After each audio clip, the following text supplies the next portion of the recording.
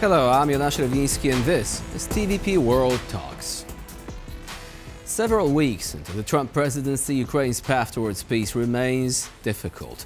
News of initial progress on ceasefire talks were quickly undermined by the infamous Oval Office row between President Trump and President Zelenskyy, followed by the potentially catastrophic decision to suspend military aid and intelligence support to the war-torn nation. With the next round of talks scheduled to take place in Saudi Arabia, questions linger as to Trump's true goals, strategy, and even his alignment on the global stage. Europe has already vowed to support Ukraine's effort to drive the Russian aggressors out. But how sustainable can those efforts be, given America's invaluable intelligence and technological contribution to the war? Joining us now is Bohdan Nahaylo, editor-in-chief at the Kyiv Post. Hello and welcome to TVP World. Hello again. So first and foremost, according to NBC, the US administration has more demands of Ukraine. It's not just about the minerals deal. Allegedly, they're also pushing for elections in Ukraine, perhaps even for President Volodymyr Zelenskyy to step down. What do you think about these demands? Of course, as we're saying, these are speculations. They have not been openly voiced yet, but there were similar signals. And these reports seem to confirm that. Well, I just left Kyiv this weekend, and I can tell you that the mood is one of disbelief that a close ally, such a strong supporter of Ukraine in the past, and a key member of NATO, is behaving, it seems so, not only irresponsibly, but almost gangster-like. We are still in the dark. We don't know what, I'm not going to say the Americans, the Trump administration is demanding. Have you noticed that in the last days, there's almost no talk of the mineral deal? It's all about, Ukraine being ready to make peace, as it were. That is, give up its territory, that is, occupy 20%, and then also perhaps make some deals which are in America's interest. For Ukrainians, this smacks not only of betrayal, it's a kind of 19th century colonial attitude, which is really not only frustrating, but disappointing and depressing people. And when you look at Trump's behavior and that of his close associate vis-a-vis Canada, and now even vis-a-vis the Polish foreign minister, concerning Starlink, it is a very depressing picture, and we're still no clearer as to what the Americans want out of this other than to placate the Russians. Why do you think they would want to forge this temporary alliance with Russia? Do you think that the argument that they want to conduct this reverse Nixon maneuver, would it be any sort of excuse? I mean, lives are lost on the front line every single day, and the idea to actually have Russia help them against China is still quite nebulous, isn't it? It is absolutely nebulous, but it's scandalous because one constantly hears from Trump himself about Russian losses. The Ukrainians are always put in second place, and everything he seems to say is pitched towards placating the Russians and not somehow offering sympathy to the victim and solace to Ukraine itself. But, what is particularly disappointing is that it shows a basic flaw in American foreign policy that was there from Obama through Biden and is continuing till this day. And by that I mean that even after the brazen aggression shown by Russia and its total disregard for international laws, America under Biden wanted to contain, as it were, Russia, to placate, I've used that term before, Russia, but not for Ukraine to win and the West to win and put Russia in its place, whatever that means. Hence, no supply of long-range weapons, a kind of reluctance to go further than they went under Biden, and now this total almost turn around to the position of Russia first and Europe and Ukraine second. And that is, a real game changer. Now, there are the optimists that say, look, Trump is smarter than you think. And what he's trying to do is, this is an element of brinkmanship. He's pressing on the Ukrainians in order to show his good faith to Russia, but he will demand very serious concessions from the Russians. But we don't hear of what is America asking the Russians to do. Even their first round of preliminary talks or second round with the Russians just in recent days, we know no details. What are the Russians prepared to give?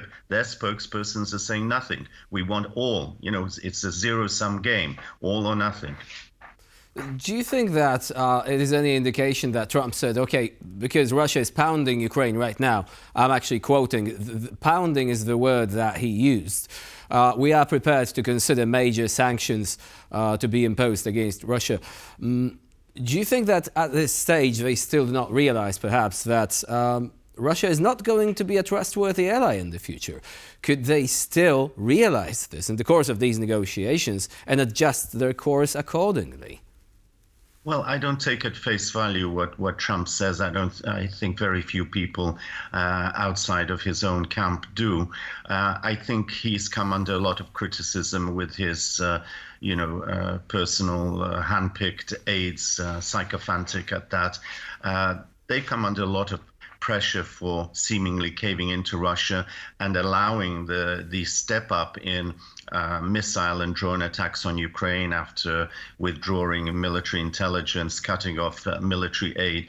And I think this is a step backwards pro forma to say that he's not insensitive to Ukrainian losses, but I don't think it will amount to much unless he gets the satisfaction, and as I always say, as a Tarzan in the jungle beating his chest, that Ukraine seems to have got on its knees and to be begging the master, the king of the world, for his support, for his decisive intervention.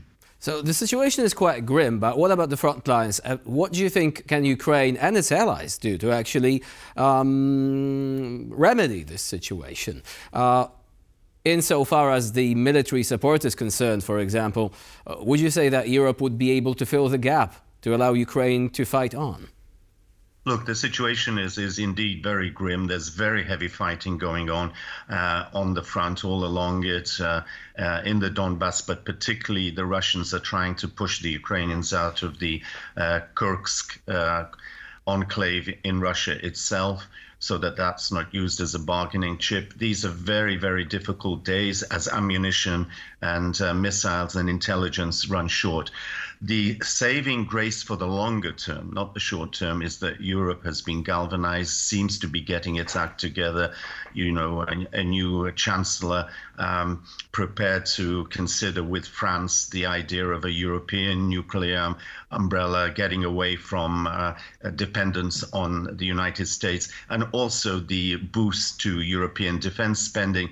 But all of that will take time, and Ukraine critically needs support now, constantly, every day, because if the front caves in, breaks at some point, the Russians will seize even more and will be even more difficult to deal with. So what do you think is the worst case scenario right now and the best case scenario? Realistically, assuming that Trump doesn't radically change his course, do you think that we should not perhaps worry about the survival of Ukraine as a sovereign nation? Do you think this is still at risk at this stage? I don't think it's at risk. I don't think the Russians are even capable of subjugating Ukraine to that extent. Yes, they are still capable of taking X numbers of kilometers, perhaps, holding on to the Zaporizhia a nuclear power station, maybe even taking back Chernobyl, who knows, as sources of blackmail for the future.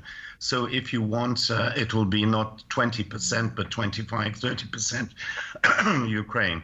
But if Ukraine is, on the other hand, given some kind of security guarantees by being anchored into Europe proper, a rejuvenated, more confident Europe, then perhaps that is the cost that Ukraine will have to pay for the short term and wait it out and until there is change in Russia itself. I know this sounds rather naive, but Putin is not going to, and Lukashenko are not going to be around forever.